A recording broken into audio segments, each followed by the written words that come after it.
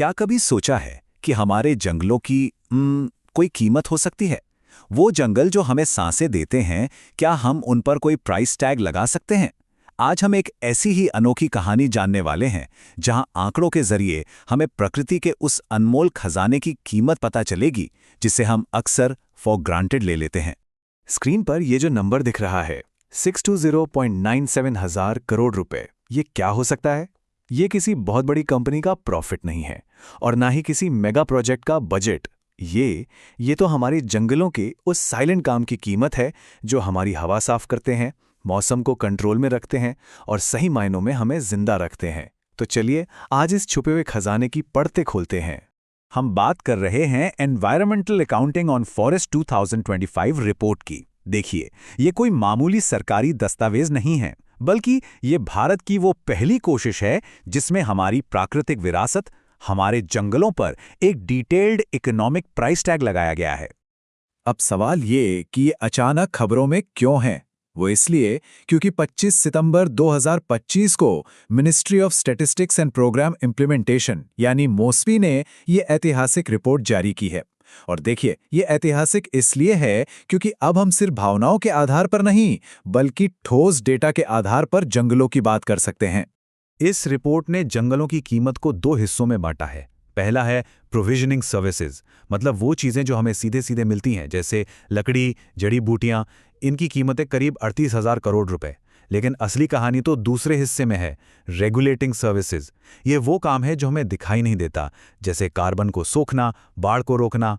और इसकी कीमत लगभग 621,000 करोड़ रुपए।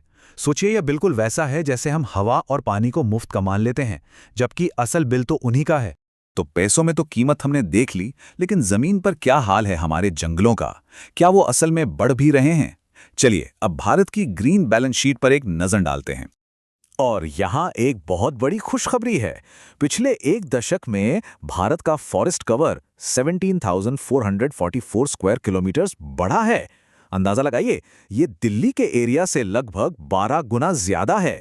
आज हमारे देश का कुल forest cover 7.15 lakh square kilometre है, जो हमारे टोटल ज्योग्राफिकल एरिया का 21.76% है।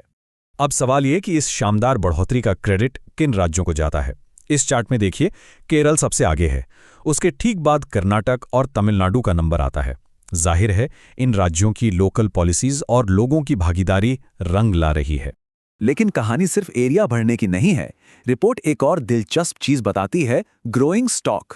इसका सीधा सा मतलब है कि हमारे जंगल सिर्फ फैल नहीं रहे हैं, बल्कि वो घने और सेहतमंद भी हो रहे हैं। मतलब हमारे पेड़ पहले से ज्यादा मजबूत हो रहे हैं। और जब बात जंगल के घनत्व की आती है, तो मध्य प्रदेश असली चैंपियन बनकर सामने आता है। ये वनावरण यानी फॉरेस्ट कवर और वन क्षेत्र यानी फॉरेस्ट एरिया, क्या ये एक ही चीज है? चलिए आज इस कंफ्यूजन को हमेशा के लिए दूर करते हैं। इस स्लाइड पर जरा ध्यान दीजिए। फॉरेस्ट कवर एक टेक्निकल टर्म है। फॉरेस्ट सर्वे ऑफ इंडिया यानी एफएसआई किसी भी 1 हेक्टेयर से बड़ी जमीन को फॉरेस्ट कवर मानता है। बस शर्त यह है कि वहां 10% से ज्यादा हिस्से पर पेड़ हों। दूसरी तरफ फॉरेस्ट एरिया एक लीगल टर्म है। ये वो जमीन है जो सरकारी कागजों में जंगल के नाम पर दर्ज है, भले ही आज वहां एक भी पेड़ ना हो। तो याद रखने वाली सबसे जरूरी बात क्या है? यही कि सारा फॉरेस्ट कवर फॉरेस्ट एरिया नहीं होता, और सारे फॉरेस्ट एरिया में फॉरेस्ट कवर हो ये भी जरूरी नहीं है। अब आपके मन में ये सवाल आ सकता है कि आखिर ये सारा हिसाब किताब होता कैसे है? ये कोई जादू नहीं, बल्कि इसके पीछे एक पूरा साइंस है। एक ग्लोबल सिस्टम है जो हमें हर पत्ती, हर पेड़ का हिसाब रखने की ताकत देता है। यही है, पहली बार भारत अपने जंगलों को खरबों रुपयों में माप रहा है। इस पूरी कैलकुलेशन के पीछे जो फ्रेमवर्क है, उसका नाम है UNSEEA, यानी United Nations system of environmental economic accounting. आसान भाषा में कहें तो ये प्रकृति के लिए एक अकाउंटिंग सिस्टम है, ठीक वैसे ही जैसे किसी देश की इकोनॉमी के लिए जीडीपी होती है।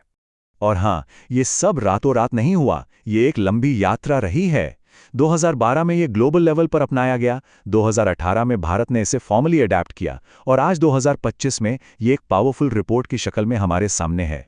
इस कॉम्प्लेक्स प्रोसेस को समझने के लिए रिपोर्ट इसे 4 आसान सवालों में तोड़ देती है। हमारे पास जंगल है कितना, फिजिकल अकाउंट। वो किस तरह का है, एक्सटेंट अकाउंट, उसकी हालत कैसी है, मतलब वो हेल्दी है या नहीं, कंडीशन अकाउंट, और सबसे ज़रूरी, वो हमारे लिए करता क्या है, सर्विस अकाउंट। आखिर में सबसे बड़ा सवाल, इन सब आंकड़ों का मतलब क्या है?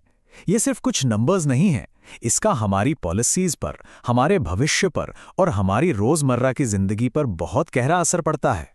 देखिए, ये रिपोर्ट हमें जंगलों को बचाने के लिए एक मजबूत लॉजिक देती है। ये 2070 तक के हमारे नेट जीरो गोल को पाने में मदद करती है। और तो और, ये पेमेंट्स फॉर इकोसिस्टम सर्विसेज जैसी नई योजनाओं का रास्ता खोलती है, जिससे जंगल बचाने वाले लोगों को सीधे फायदा मिल सकता है। बस यही कि हमारे जंगल चुपचाप खड़े नहीं हैं, वो काम कर रहे हैं 24 घंटे हमारी इकोनॉमी और हमारी जिंदगी को चलाने के लिए। और इस रिपोर्ट के साथ पहली बार हमारे हाथ में उनकी मेहनत की एक सैलरी स्लिप आई है। मैं इस चर्चा को एक सवाल के साथ खत्म करना चाहूंगा। अगली बार जब किसी पेड़ को देखें तो क्या वो सिर्फ लकड़ी का एक टुकड़ा नजर आएगा, या एक ऐसा वर्कर जो इस धरती को रहने लायक बना रहा है? अब जब हमने कीमत जान ली है तो क्या हम इसका असली मूल्य समझ पाएंगे? फैसला हमारा है। अगर ये वीडियो आपको पसंद आया हो तो लाइक जरूर करें, शेयर करें उन दोस्तों के साथ जिन्हें यूपीएससी, लॉ या जनरल नॉलेज की तैयारी करनी है। और हां, सब्सक्राइब करें। आप अपने सुझाव या सवाल नीचे कमेंट में लिख सकते हैं। यूपीएससी एंड कॉम्पिटिटिव एग्जाम की गाइडेंस या मेंटरशिप के लिए संपर्क करें। Our contact information is given in description. धन्यवाद। मैं हूं कृणाल ठाकुर। मिलते हैं अगले भाग में। जय हिंद।